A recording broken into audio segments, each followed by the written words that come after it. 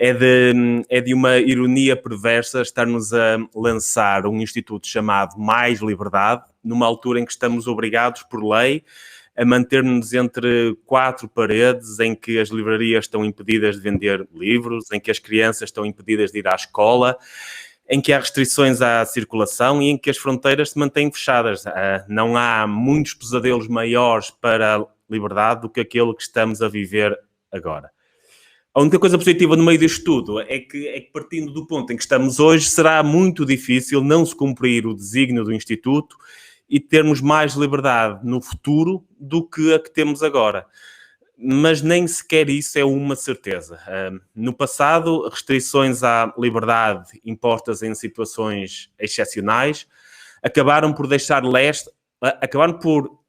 um lastro no regresso à normalidade.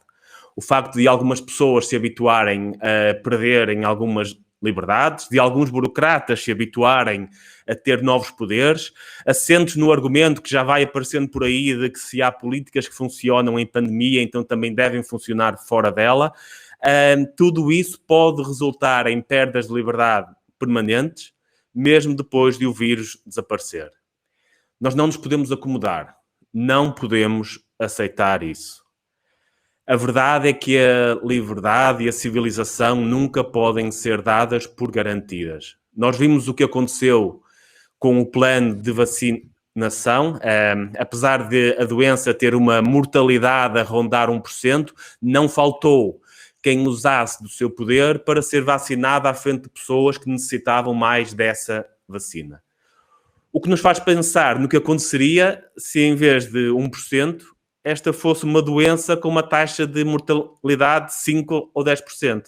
Será que aguentaríamos como sociedade? Será que teríamos instituições suficientemente fortes? Será que o nosso apego à liberdade, à democracia, seria suficientemente grande? Eu confesso que tenho algum receio de responder a isto. Mas é que não foram só estas questões que a pandemia levantou. A pandemia revelou que não é suficiente um país viver no limiar das necessidades das pessoas. Porque assim que surge uma crise, facilmente se cai abaixo desse limiar. Precisamos de uma economia forte, não só para dar mais oportunidades a todos nos tempos normais, mas também para estarmos mais preparados para situações como estas. Foi exigido aos donos dos pequenos negócios que fizessem um sacrifício em nome da saúde pública, que fechassem negócios rentáveis, sem que a sociedade tivesse capacidade de os compensar pelo sacrifício. Por falta de capacidade de resposta, o sistema de saúde sacrificou a prevenção e o tratamento de outras doenças para nos podermos focar na contenção desta. Os custos de um problema que é de todos acabaram por ser pagos por alguns dos mais vulneráveis. Pelos pequenos empresários, pelos doentes e pelas crianças. Não é suficiente termos uma economia capaz de aguentar a maioria da população no limiar da dignidade. Precisamos de mais. Mas também há lugar para otimismo neste discurso. Eu acho que hoje, por termos perdido algumas liberdades, esperemos que temporariamente, seremos também capazes de as valorizar mais.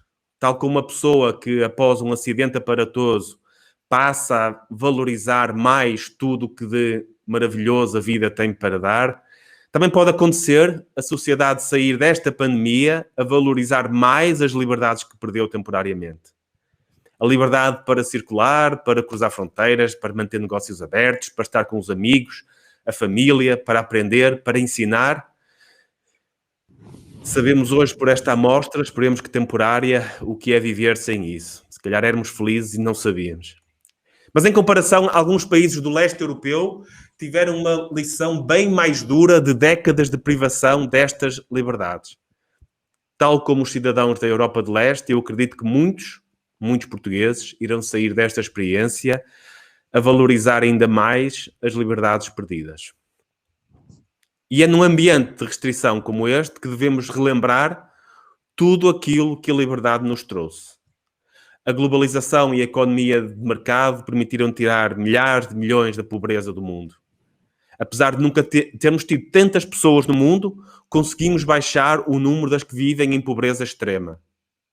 Podemos estar perto de tornar residual o grande drama da humanidade durante quase toda a sua existência, que foi a fome.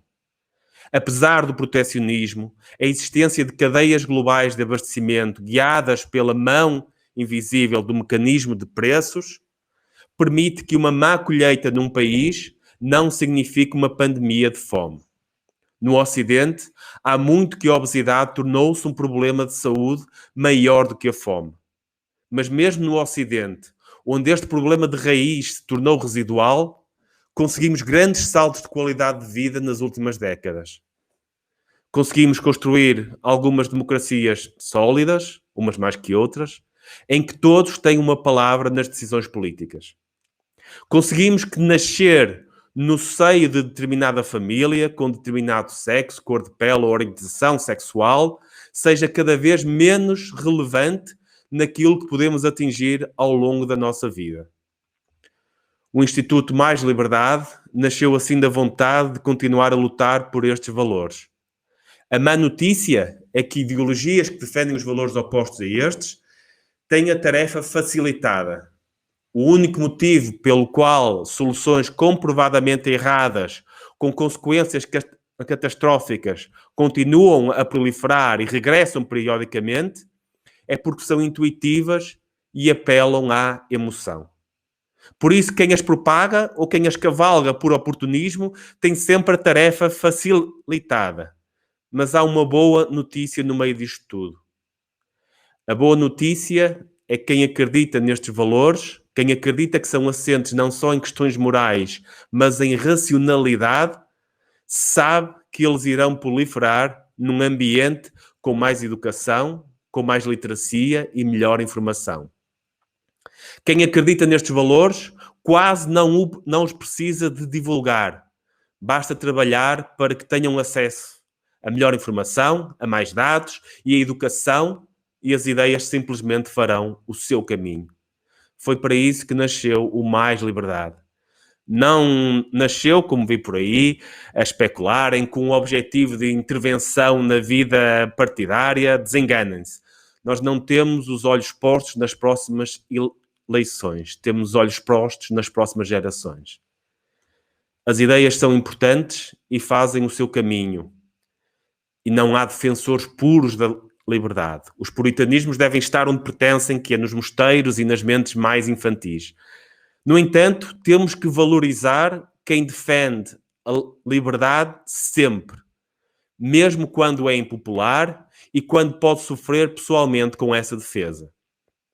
Se defendemos a liberdade económica e a concorrência, não podemos ter uma opinião diferente quando se trata do nosso setor de atividade. Se depois da tragédia do Holocausto nos horrorizamos com qualquer retórica antissemita porque sabemos onde essa retórica pode acabar, não podemos ceder por oportunismo ou sede de poder quando o alvo da retórica é outro grupo étnico ou religioso. As ideias fazem o seu caminho, tanto as boas como as más. Se concordamos com a liberdade de aprender e ensinar, se aceitamos a importância da educação, não podemos aceitar que a limitação dessa liberdade seja feita de ânimo leve. Se achamos que a liberdade não tem preço, não podemos abdicar tão facilmente da sua defesa quando nos apercebemos que ela afinal tem custos. É fácil defender a liberdade quando ela não tem custos. Difícil e heroico é conseguir defendê-la quando essa defesa é impopular, quando pode fazer perder a reputação, amigos, votos ou acesso ao poder. É um prazer para mim estar aqui a falar para mais de 1.500 pessoas neste momento, mas não tenho ilusões. São 1.500 pessoas, em boa parte, já convencidas destes valores. E com toda a sinceridade vos digo, este Instituto não foi fundado para vocês.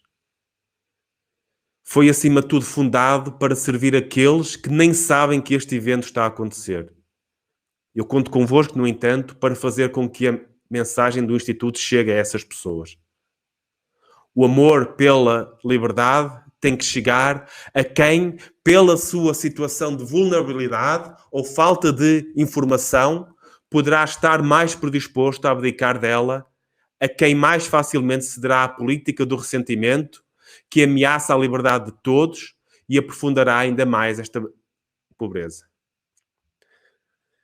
Agradeço a todos os oradores que aceitaram estar aqui hoje. A maioria deles não são membros do Instituto, qual eu tenho muito gosto em ter aqui. Não me irei perder em muitos agradecimentos, mas não podia acabar este discurso sem agradecer ao ECO, o nosso parceiro de divulgação, aos 5.000 membros fundadores e especialmente ao Carlos, ao Gonçalo, ao Luís e ao Pedro, por terem dado o impulso decisivo para que pudéssemos estar todos aqui hoje.